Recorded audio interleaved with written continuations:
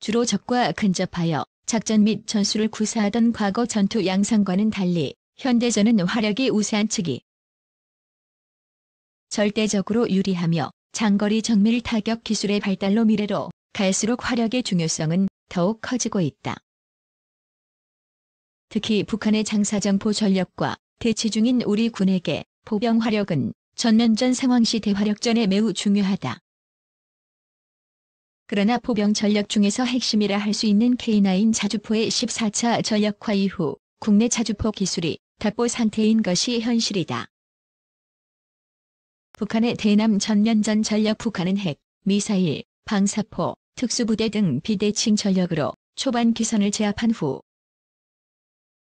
정규군 전력을 투입하여 미군이 한반도에 증원되기 전 개전 7일 이내에 남한 전역을 점령한다는 이른바 7일 전쟁을 유지하고 있다. 적지상군은 개전 후 단시간에 FEBA에 도달하는 것을 목표로 하고 있으며 이를 위하여 대량 포격으로 아군 주요 시설 및 목표를 파괴한 후 돌파를 시도한다. 적은 속전속결을 추구하고 있으므로 개전 초수일 내에 아군 지상 전력을 상대로 화력을 집중할 것으로 예상되며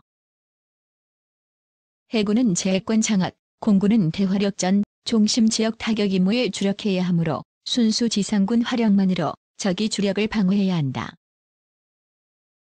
이 때문에 육군의 부담이 과중한 것이 현실이며 수도권 북방에서 적을 방어하는 개전 초수일이 매우 중요하지만 개전 후 수시간 안에 적 전력을 감소시키는 것은 매우 어려운 일로 초전에 즉시 활용 가능한 포병 전력을 계속 강화할 필요가 있다. 실제로 현 남북 화력 전력은 약 2대1 정도로 우리 군이 열세이며 한반도 작전 환경에서는 제공권을 한미군이 장악한다 해도 최소 1대1의 화력 비율이 필요하다는 연구 결과가 나와 있다.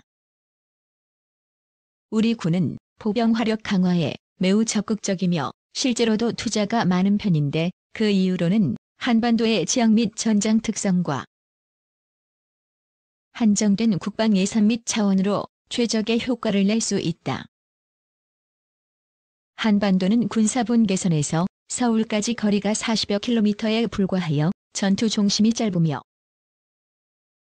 시가지와 산악 지형이 많아 대규모 포병 화력을 보유하는 것이 매우 효과적이다. 북한과의 전면전 개전 시 우리 군은 수도권 북방에서 적이 공격을 방어하고 방어에 성공하여 적 전력이 약화된 뒤 공세로 전환하는 것이 기본 전략으로 개전 초기 독자적으로 운용할 수 있는 것은 지상군 화력뿐이며 미국의 동의 여부와 국제적 비난 등을 고려할 때 여건 조성을 위한 선제 타격은 곤란한 실정이다. 우리 군의 방어 작전은 수도권의 큰 위협 요소인 적 장사정포와 방사포에 대한 대화력전을 우선시하는데 우리 군이 타격해야 할 표적은 많은 데다 적이 아군 진지에 도달하기 전에 타격해야 하므로 대규모 포병 전력이 유효하다. 전면전 상황 초기 수일간 공군의 근접 항공 지원은 기대하지 말아야 하며 이는 공군의 특성과 주 임무를 생각하면 당연하다. 개전 초기 공군은 적 공군을 방어하고 주요 시설을 타격하는 임무를 수행하며 지상 지원 임무는 제공권 장악 후에나 가능하다. 실제로 한미 공군은 약 20% 정도의 소티만을 CAS에 할당하고 있으며 항공기의 회전 반경과 효율적인 운용을 위해 셀당 일정한 전력만을 운용할 수 있는 데다 대화력전 임무를 수행해야 하므로 CAS 전력은 FEBA 이북 지역 타격이 제한된다. 그리고 항공 지원은 특성상 이륙 준비부터 실제 이륙까지 일정 시간이 소요되며 무장 탑재량이 한정되어 일정 시간 비행 후 정비 및 재무장을 위해 기지로 복귀하고 악천 후의 비행 제한 및 운용에 많은 비용이 소요되는 한계가 있다. 이러한 공군 지원을 크게 기대하기 어려운 상황에서 즉각 활용이 가능하고 상황이 허락만 되면 지속적으로 화력을 투사할 수 있는 포병 전력에 투자하는 것은 당연하다. 군 규모 감축으로 인한 영향, 출산율 감소로 인한 병역 자원 부족 등으로 군 구조 개편은 피할 수 없는 숙명이 되었다. 국방개혁 2030에 의하여 육군은 현재 49만 8천여 명인 병력을 2022년까지 38만 7천여 명으로 약 11만 명을 감축할 계획이며 군단, 사단 등 부대를 감축하게 되면 화력 강화가 필요한 상황에서 활용할 수 있는 화포의 수가 줄어들게 되므로 대화력전 및 근접작전 수행이 제한된다. 또한 병력 감축으로 군단, 사단의 작전 지역 확대로 경계 및 전투력 발휘의 사각지대가 발생하며 병력 감축이 계획대로 진행되더라도 그에 수반한 전력 증강도 계획대로 진행될지 의문에서 우발 상황 발생 시 대응 전력이 부족하게 된다. 따라서 확대된 작전 지역에 중첩 사격할 수 있는 충분한 사거리와 적시에 화력 투입이 가능한 기동성, 병력 감축에 대응하여 적은 인력으로도 운용이 가능한 자주포 전력의 지속적인 현대화는 필수적이다. 우리 군은 1999년부터 K9 자주포를 전략화한 이후 2010년 연평도 포격 사태에서 실전 검증을 거쳐 주력 자주포로 운용 중이며 기존의 K55 자주포는 전 차량을 K55A1 사양으로 성능 개량에 착수, 2013년부터 전략화에 들어갔다. 하지만 국내 자주포 기술은 K9 양산 종료 이후 답보 상태라 할 수 있으며 그 이후 차기 자주포나 K9 자주포의 2차, 3차 성능 개량 등을 위해서도 예산 배정이 필요한 상황이다. 연평도 포격 사태의 교훈으로 갱도 내에 위치한 적 포병 제압 능력이 요구되고 병역 자원 감소로 부대 구조 개편에 따라 군 당국은 K9 자주포 성능 개량 사업을 하기 시작했다. 2019년 청정비에 들어간 차량부터 1차 개량형이 나오고 있다. K77 사격지휘 장갑차에 설치한 FDC에서 전술 사격지휘 체계를 통하여 원격으로 포탑을 제어할 수 있도록 BTCS를 자동화하고 자동 사격 통제 장치, 위치 확인 장치, 포탑 구동 장치 등의 성능을 개량하며 이러한 추가적인 전자 장비들의 전력 소요를 해소하기 위하여 보조 전력 장치를 장착한다. 운용 중 안전사고 방지를 위하여 적외선 영상 시스템과 후방 카메라, 조종수 해치 안전장치 등의 추가이다. 이후 2차, 3차 성능 개량 사업의 골자는 사격 절차 완전 자동화를 통한 신속한 사격 및 대화력전 능력 증대라 할 수 있다. 우선 포의 위치 확인, 사격 재원 계산, 방열, 포탄 및 장약 장전, 신관 장입과 발사까지 거의 모든 사격 과정을 자동화한 무인 포탑을 적용하여 사격 정확도와 발사 속도를 높이는 것은 물론 승무원을 기존 문당 5명에서 3명으로 줄이게 된다. 이를 위하여 강선 내마모 코팅 및 도금을 적용한 포신과 사격 전 포신의 주퇴 반대 방향으로 운동량을 부과하여 주퇴 충격을 최소화하는 연식 주퇴 장치, 포탄 장약 장전의 모든 과정을 자동화한 탄장약 이송 및 장전 장치, 둔감화 모듈형 장약 등을 적용하여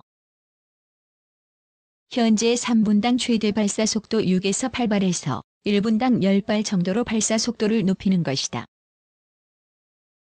이와 함께 표적 획득 및 피해 평가를 신속하게 수행할 수 있는 정찰 포탄과 최대 사거리 100km, 원형 공선 오차 20m 이내의 활공유도 포탄, 대기갑 차량용 한국형 상부 공격지능탄을 동시에 개발하여 정밀 타격 능력과 대기갑 차량 능력을 동시에 추구하게 되며 이러한 사양들을 모두 적용한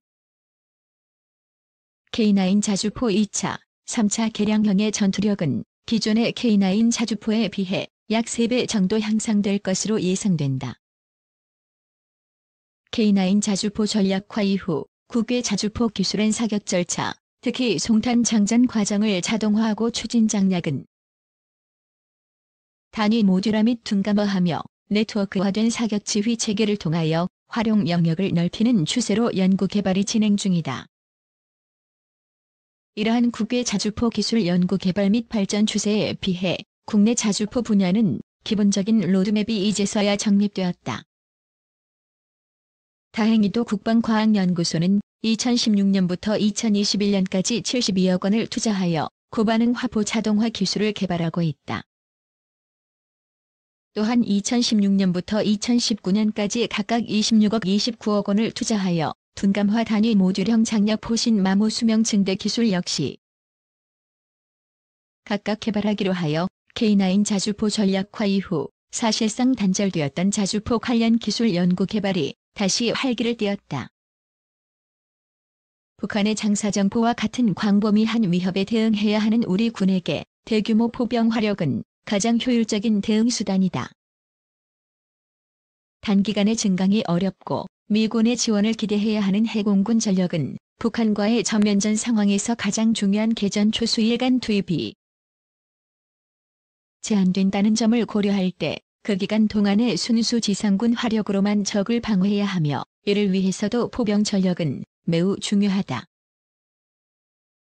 자주포는 대화력전 능력 향상을 위한 포병 전력의 핵심이며 끊임없이 관련 기술을 연구 개발하는 것이 우리 국가 안보를 지키는 길이다.